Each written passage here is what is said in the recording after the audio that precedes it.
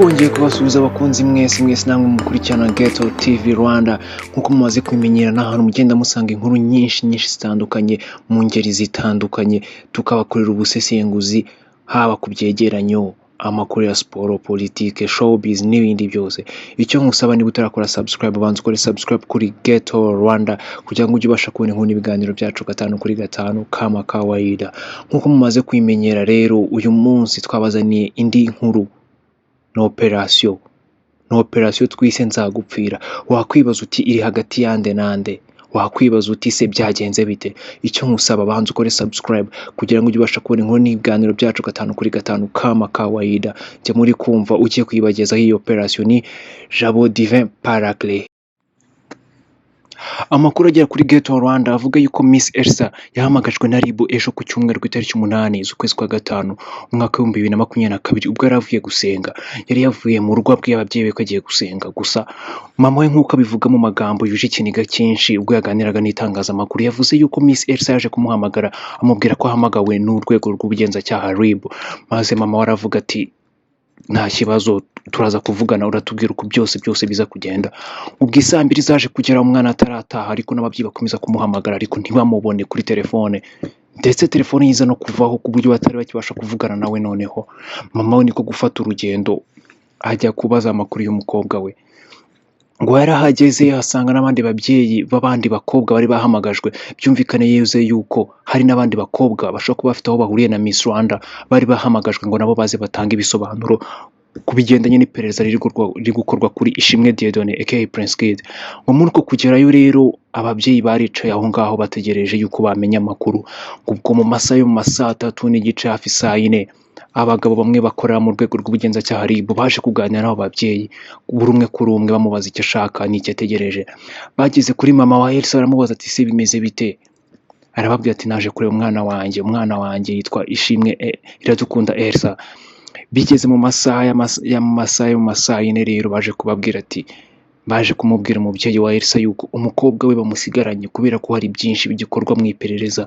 Mama we kugeza icyo gihe ngo ntabwo yaba yarasobanuriwe icyo umukobwa we yaba abazwa cyangwa yagirizwa mu rurimi rw'ikirundi. Kuva icyo gihe rero umubyeyi ngo ntabwo yarazi neza icyo umukobwa we yaba ari kubazwa, cyane yuko atigeze atanga ikirego muri abo baba baragiriwe nabi ubwo bitabiraga Miss Rwanda, ko muri abo bakobwa baba baratanze ikirego yaba atarimo. Akaba yibaza rero icyo umukobwa we yaba afungiye. Tubitse ko amakuru y'ifungwa rya Miss Elsa yaje gushimangirwa na RIB kuri uyu wa mbere mu masaa 7 z'amanywa, aribwo bavuze neza yuko urwego rw'igihugu rw'ubugenzacyaha RIB rufite Miss Elsa kubera ibyaha bamukeka byo gukoresha impapuro mpimbano ndetse no kubangamira iperereza. Kuri ubu iperereza rirakaba rikomeje. Ku isaha ya saa 7 hano mu Rwanda zirenga iminota mike nibwo inkuru yatangiye gucicikana ku mbuga nkoranyambaga ndetse no mu bitangazamakuru bitandukanye hano mu Rwanda yuko Nyampinga w'u Rwanda mu mwaka wa 2017 Iradukunda Elsa yatawe muri yombi n'urwego rw'igihugu rw'ubugenzacyaha RIB, aho akurikiranyweho ibyaha byo kubangamira iperereza ku birego bishinjwa Ishimwe Dieudonné, uyu mwamenye nka Prince Kid uhagarariye Rwanda Inspiration Backup itegura Miss Rwanda. Wakwibaza uti byagenze bite? Miss Iradukunda Elsa ubundi yatawe muri yombi ku cyumweru ejo hashize ku itariki 8 Gicurasi umwaka wa 2022, aho ubu ngo bafungiye ku sitasiyo ya RIB i Remera.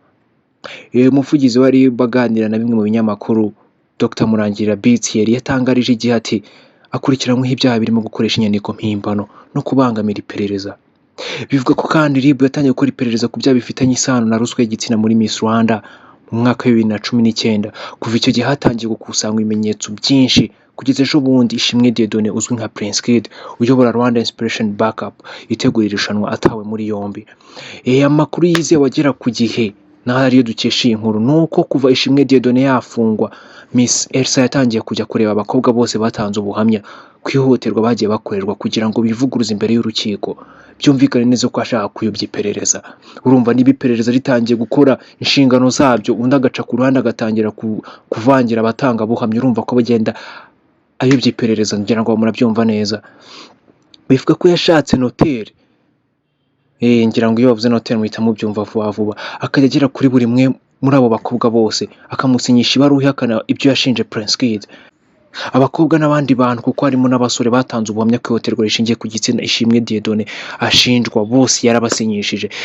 Amakuru dukesha igihe avuga yuko mu bantu batanze ubuhamya muri RIB harimo abakobwa biyemera ko basambanyijwe na Ishimwe Dieudonné alias Prince Kid mu bihe bitandukanye. Muri abo batanze ubuhamya rero hari umwe uvuga yuko yari afitanye gahunda na Ishimwe Dieudonné aka Prince Kid mu mwaka w'2020 2020 aho kugira ngo bahurire ku biro bya Miss Rwanda nk'uko byari biteganyijwe, ngo uyu musore yaje kumushyira mu modoka amujyana iwe mu rugo, amujyana muri genyero ye i Kanombe.